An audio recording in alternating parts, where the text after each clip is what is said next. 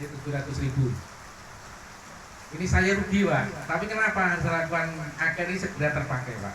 Kalau sudah yakin baru nanti kita di harga normal, harga maksimalnya hanya 65.000 Pak. Nanti harga dosernya nanti bisa kita hitung. Oke. Untuk misalkan Muhammadiyah ya Pak, dengan warga Ranting Muhammadiyah satu desa itu sawahnya ada 10 hektar sudah Pak, nanti kita kirim. Bayarnya di sini Pak nanti. Monggo nanti dihitung tebak. Untuk sapi juga sama, untuk Bapak, Pak situ Pak, Pak Anto ya, Pak Anto. Monggo nanti dapat kami kirim Pak. Nanti dari sini. Kalau saya berpikir saya pernah menggerakkan di Wonogiri Pak. Itu integrated farming Pak.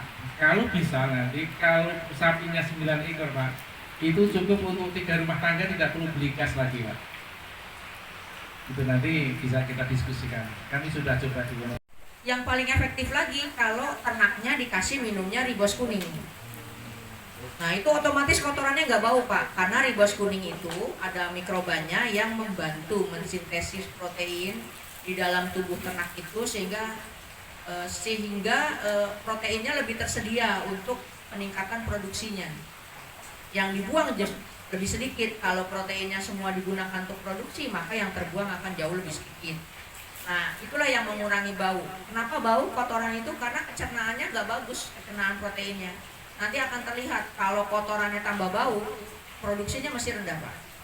Karena protein itu terbuang semua jadi NH3, jadi amoniak ke fesesnya, ke kotorannya, ke urinnya. Kalau nggak bau berarti dia produksinya bagus. Nah ribos kuning itu membantu untuk memanfaatkan protein pakan itu untuk produksinya. Tadi bobot badannya bertambah, produksi susu bertambah, produksi telur bertambah. Bahkan kerabang telurnya juga bagus. Kenapa? Karena mikrobanya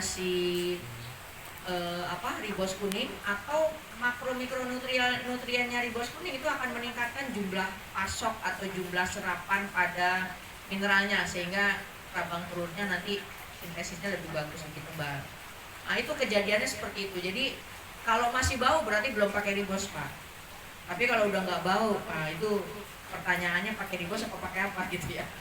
Biasanya kalau pakai ribos itu untuk termasuk bau sampah, termasuk bau limbah pabrik, termasuk bau toilet.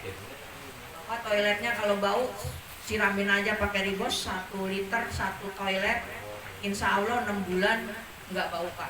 Nanti kalau udah bau 6 bulan baru kasihkan lagi 1.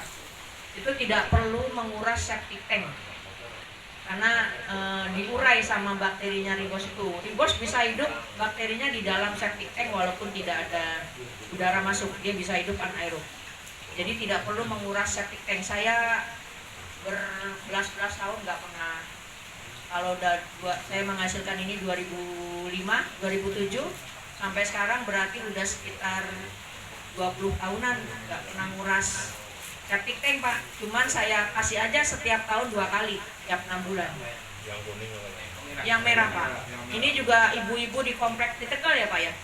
Yang tadi Bapak cerita ya. Itu tadinya setiap habis lebaran mesti dia nguras toiletnya, nguras septic tanknya. Sekarang udah nggak masalah, 4 hari udah katanya udah nggak bau lagi dan udah udah nggak bermasalah, nggak mampet. Itu ya Pak ya, itu contohnya. Oke, terima kasih. Wisata ya Pak ya, wisata pelatihannya di situ, prakteknya di situ, makannya di situ dan integratednya akhirnya satu desa Pak, bukan satu petani. Jadi setiap petani nanti setor gabahnya ke koperasi, digiling di koperasinya, katulnya nanti dibuat pakan ternak dan seterusnya begitu.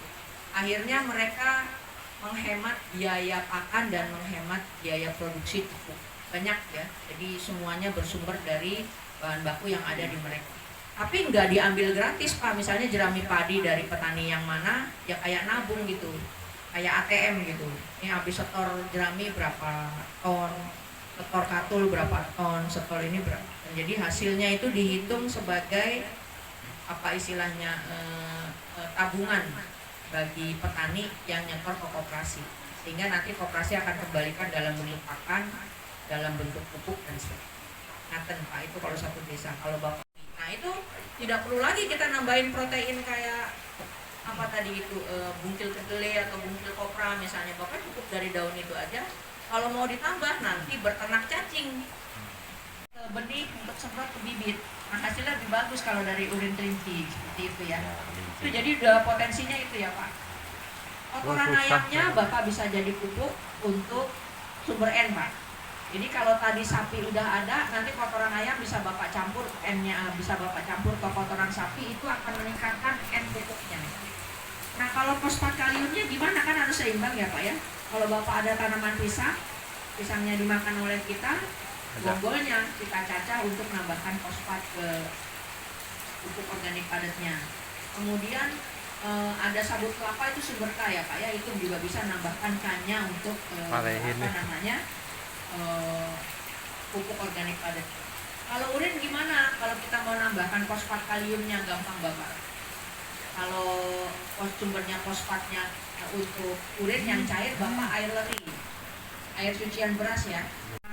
Tanahnya dimiringkan kalau pakai tanah, atau kalau pakai semennya dimiringkan kira-kira 1-2% tuh air udah ngalir. Nah nanti di fermentasi oleh ribosmera, termasuk pupuknya tadi difermentasi oleh ribosmera Pak ya. Setiap 200 liter difermentasi itu menjadi biourin. Biourin itu penggantinya pupuk.